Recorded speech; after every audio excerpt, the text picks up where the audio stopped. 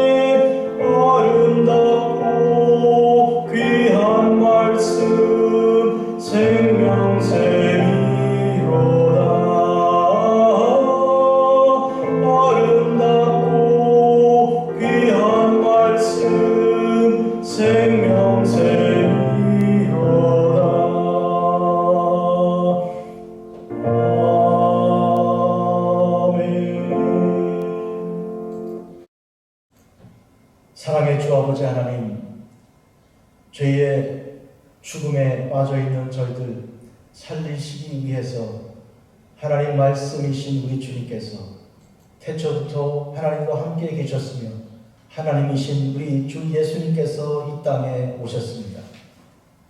우리와 함께 계시며 우리의 모든 죄를 다 용서하시기 위해 십자가를 지시고 죽으사 사흘 만에 부활하셔서 부활의 영생의 소망을 천열매로 허락하여 주셨습니다.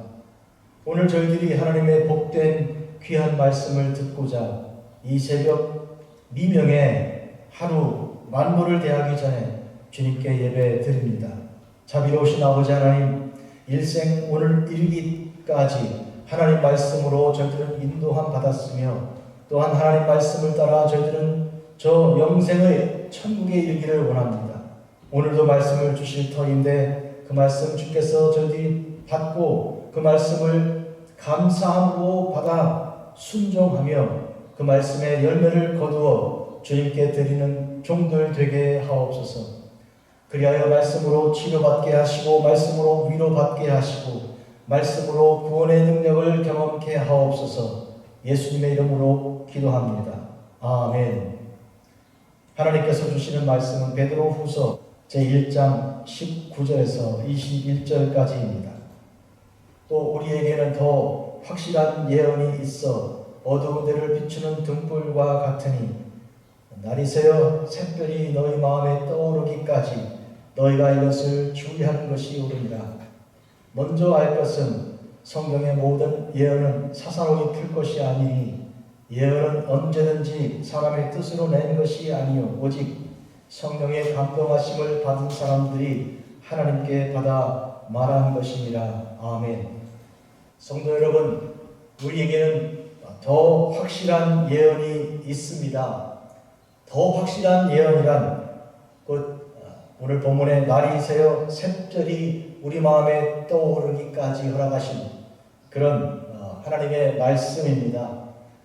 우리 주님께서 다시 오셔서 우리에게 직접 말씀해 주시기 전까지 하나님께서 우리에게 허락하신 성경 말씀은 우리 앞에 비추는 등불이고요. 그리고 우리가 바라보는 빛이 되는 것입니다. 하나님 말씀이 이 땅에 선포된 이래로 말씀으로 세상을 창조하시고 또 말씀으로 그 능력으로 이스라엘을 구원하시고 인류 모두를 구원하신 그 능력을 오늘 우리가 믿고 있습니다. 우리는 항상 하나님 말씀을 마음에 주의하여 간직하고 또 이것이 그러한가 하여 항상 묵상하고 또 그리고 그렇게 살아가는 것이 옳은 것입니다. 사도 바울의 사도 사역 중에 보면 베레아 사람들은 신사적이었고 마음이 아주 갈급하여 하나님 말씀이 늘 그러한가 하여 상고하고 묵상했습니다. 오늘 우리도 이와 같은 하나님 말씀을 주의하고 그렇게 말씀대로 살아가는 것이 옳은 것입니다. 특히 기억해야 할 것은 하나님 말씀이 곧 예언인데요. 이 예언의 모든 말씀을 우리가 사사롭게 그렇게 풀어서 해석할 것이 아니라는 것입니다. 하나님 말씀은 원래 그 기록 자체가 사람의 뜻으로 낸 것이 아닙니다. 그냥 쓰고 싶어 쓴 것도 아니고 하나님께서 하나님의 영으로 감동하여 주신 그런 말씀을 하나님의 사람들이 그대로 받아 기록한 것이므로 이것은 하나님 말씀이지 사람의 말이 아닌 거죠. 그런 의미에서 말씀이 우리에게 주실 때도 그러하였고 기록될 때도 그러한 것처럼 이제 이 말씀을 그러한가 그 뜻이 어떠한가를 이해하고 깨닫는 그때도 하나님의 영으로 감동받아서 그렇게 풀어야 하는 것입니다. 그러므로 읽고 이것이 이런가 보다 이렇게 추측하거나 개인적인 판단을 가지고 성경 말씀의 뜻을 오해하고 곡해해서는 결코 안 되는 것입니다. 그 대신 하나님의 성령을 기다려 하나님의 성령의 감동을 따라 말씀이 우리에게 주시는 그 역사를 우리가 본받고 나가야 하는 것입니다. 하나님 말씀은 세상에 있는 지식 얻는 것과 전혀 같지가 않습니다. 세상의 지식은 내가 주인입니다. 내가 중심이 되어서 취할 것은 취하고 버릴 것은 버리죠. 책을 읽을 때도 그렇고 신문이나 혹은 뉴스를 볼 때에도 어떤 지식이 우리에게 올 때 받을만하다, 그럴 필요가 없다 판단은 내가 하는 것이죠. 그러나 하나님 말씀은 그 중심이 하나님이십니다. 하나님께서 말씀하심으로 우리는 엎드려 하나님의 그 음성을 듣고 그 명령하는 대로 아무 가감 없이 그대로 깨닫고 순종하는 것이 옳은 것입니다. 그런 의미에서 오늘 우리는 하나님 말씀은 사람의 뜻대로 사사롭게 그렇게 기록된 것도 아닐 뿐만 아니라 그 뜻을 헤아려 아는 것도 그렇게 사람들이 마음대로 해도 안 되는 것을 오늘 우리가 분명히 알아야 할 것입니다. 만약에 사사롭게 자기 마음대로 해석을 한다면 같은 성경을 가지고 전혀 다른 신앙생활이 나올 것입니다.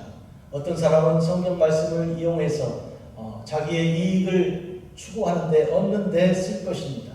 경제가 되었든 정치가 되었든 외교가 되었든 그렇게 하게 될 것인데 이것은 하나님의 뜻에 맞는 게 아니죠. 하나님 말씀이 우리에게 명하시는 대로 말씀 앞에 우리가 모든 걸 다 내려놓고 그 말씀을 듣는 자세여야 합니다. 내 생각을 주장하는 자세가 아니고 주님께서 주시는 말씀을 듣고 그대로 순종하는 길로 나가야 하는 것입니다. 우리가 아는 대로 히브리서 4장에서는 하나님 말씀의 그 능력에 대하여 이렇게 기록하고 있습니다.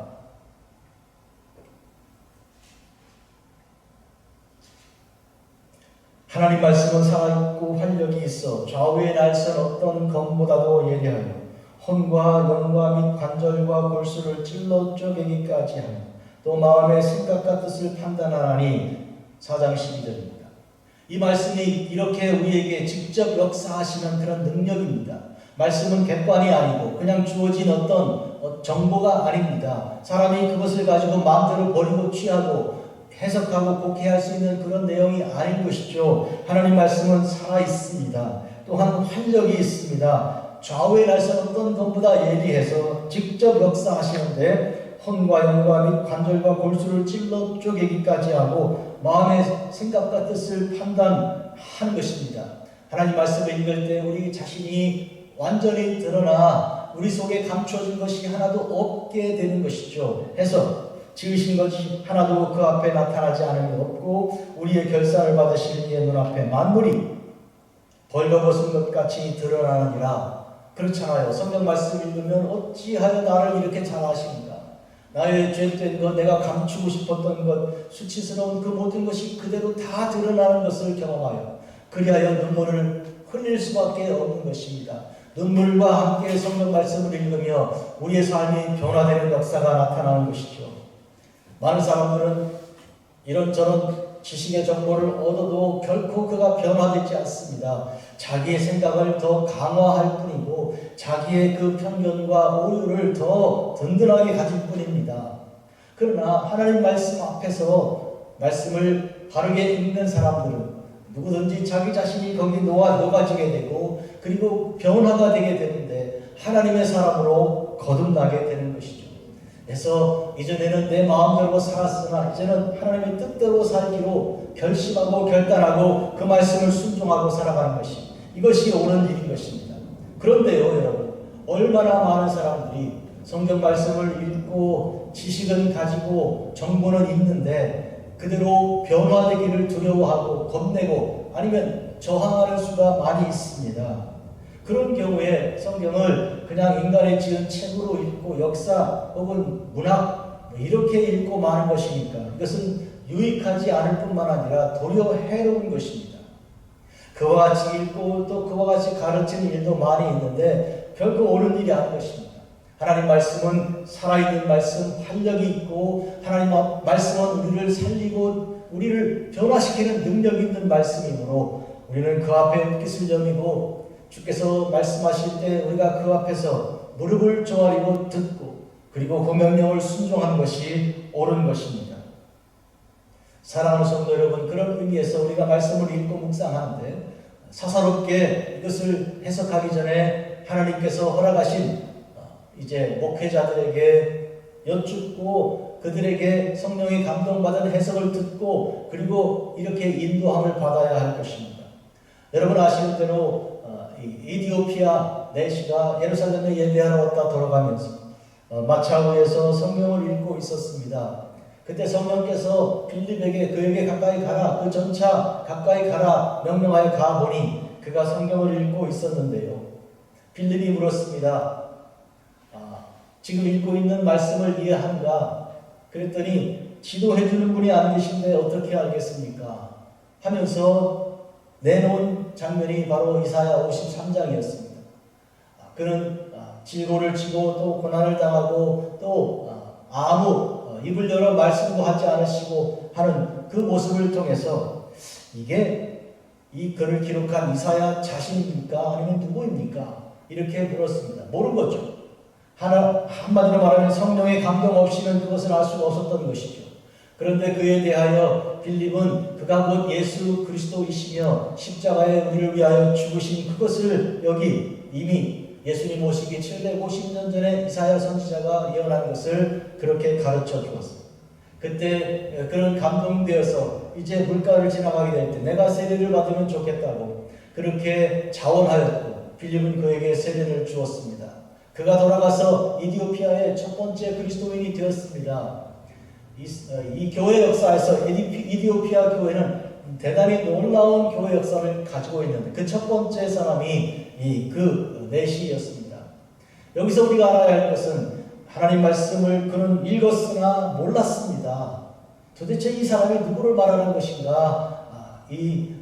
도수장아에 끌려가는 그런 양같이 털가는 자 앞에 있는 양처럼 잠잠하며 고난당하는 그가 누구인가?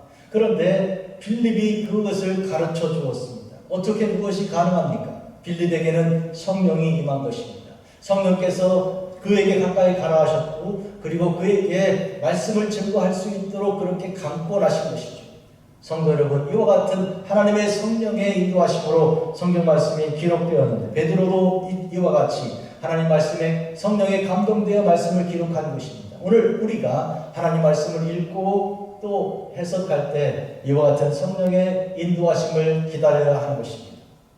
기도드리겠습니다. 자비로우신 아버지 하나님, 달고 오묘한 그 말씀, 생명의 말씀을 저희들이 오늘도 들었습니다.